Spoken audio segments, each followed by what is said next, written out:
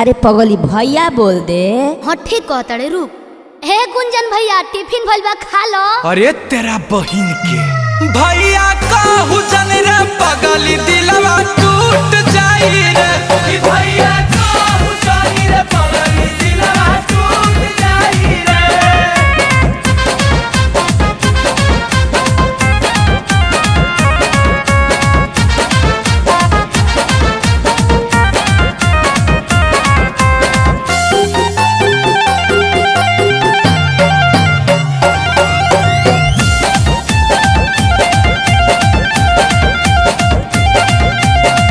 नइखे परमिशन प्यार करे के कुमार में, सुख सादा राजा हमके दीहे ससुराल में।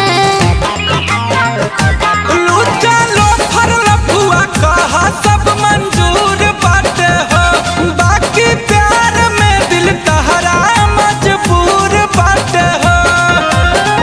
केहू से न लड़ब हम हो, केहू से न लड़ब हम हो, प्यार के लहराई रे।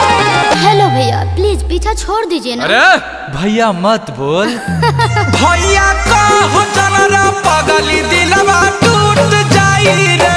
भैया कहू जाई रे पगली दिलवा टूट जाई रे।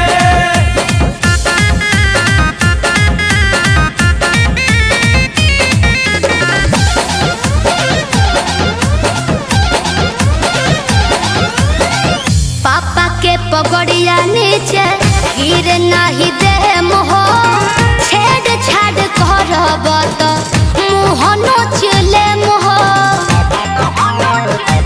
आज काल नाता परसों कहीं जाइबे करबू हो, केहू के अपना पोखरवा में नहबैबे करबू हो।